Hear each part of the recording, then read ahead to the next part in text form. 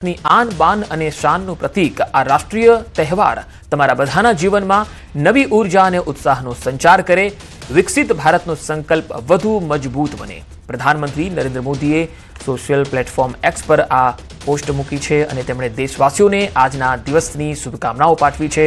ભારતની આન બાન અને શાનનું પ્રતીક આ રાષ્ટ્રીય તહેવાર તમારા બધાના જીવનમાં નવી ઉર્જા અને ઉત્સાહનો સંચાર કરે, વિકસિત ભારતનો સંકલ્પ વધુ મજબૂત બને।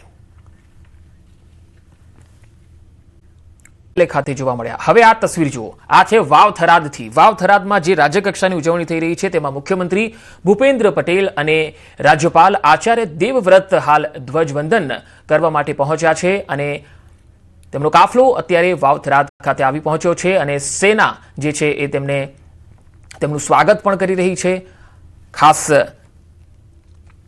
વાવ થરાદમાં પહેલી વખત વાવ થરાદ જિલ્લો જ્યારે બન્યો છે ત્યારે અહીંયા રાજ્યકક્ષાની ઉજવણી આ પહેલી વખત થવા જઈ રહી છે અને તેમાં મુખ્યમંત્રી પહોંચ્યા છે, આચાર્ય દેવવ્રત જેઓ રાજ્યપાલ છે તેઓ પહોંચ્યા છે અને સેનાના જવાનો તેમનું સ્વાગત કરતા સાથે સાથે જેમનો કાફલો છે એ એક સાથે અહીંયાથી પસાર થઈ રહ્યો છે। થોડી વારમાં તેઓ ધ્વજવંદન પણ કરશે। હવે બે તસવીરો જુઓ। પહેલી તસવીર છે દિલ્હી પરેડથી, જ્યાં આગળ સેનાના ત્રણેય પાંખોના જવાનો છે એ આજે પોતાના અલગ અલગ જે કર્તવ્યો છે, કૌવત છે એ બતાવશે અને ભારતની આન બાન શાન અને ભારતની સેનાનું જે કૌશલ્ય છે એનું પણ અહીંયા દર્શન થવાના છે। તો બીજી તસવીર તમે જોઈ શકો છો વાવ થરાદથી જે લાઈવ દ્રશ્યો અમે આપને બતાવી રહ્યા છે, જ્યાં મુખ્યમંત્રી ભૂપેન્દ્ર પટેલ પહોંચ્યા છે, તેમનો કાફલો અત્યારે આવી પહોંચ્યો છે અને ત્યાં તેઓ જે સેનાની પરેડ છે તેનું નિરીક્ષણ કરી રહ્યા છે। થોડી જ વારમાં તેમ અભિવાદન કરતા કરતા તેઓ મંચ પર પહોંચશે અને ધ્વજવંદન કરાવશે।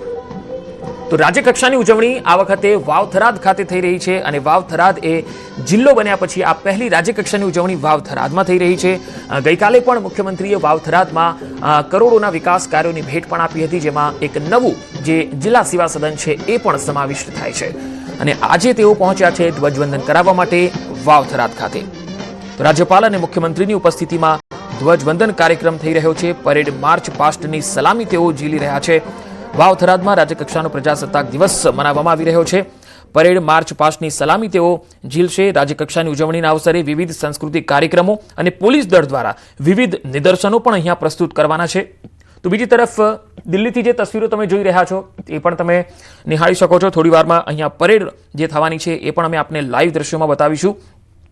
વડાપ્રધાન નરેન્દ્ર મોદીએ ગુજરાતના મુખ્યમંત્રી તરીકેના તેમના કાર્યકાળથી રાષ્ટ્રીય પર્વોની રાજ્યકક્ષાની ઉજવણી અલગ અલગ જિલ્લાઓમાં જનભાગીદારીથી કરવાની જે શરૂઆત કરાવી હતી એ પરંપરા અનુસાર આજે પણ રાજ્યકક્ષાની ઉજવણી અને એ પણ નવા રચાયેલા વાવ થરાદ જિલ્લામાં થઈ રહી છે, જ્યાં આચાર્ય દેવવ્રત જેઓ રાજ્યપાલ છે અને મુખ્યમંત્રી ભૂપેન્દ્ર પટેલ પહોંચ્યા છે।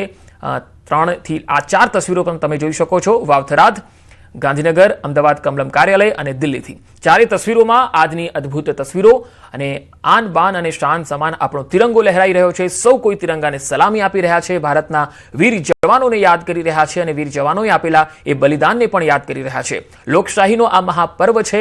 પ્રધાનમંત્રીએ પણ ટ્વીટ કરીને કહ્યું છે કે લોકશાહીના આ મહાપર્વની દેશવાસીઓને શુભકામના। તેમણે કહ્યું છે કે ભારતની આન બાન અને શાનનું પ્રતીક છે આપણો આ રાષ્ટ્રીય મહાપર્વ। પ્રધાનમંત્રીએ જણાવ્યું છે કે આપ સૌને જીવનમાં નવી ઉર્જા અને નવા ઉત્સાહના સંચાર આજના દિવસે થાય, વિકસિત ભારતના સંકલ્પ અને સૌથી વધારે સુદૃઢ થાય તેવી જ તેમણે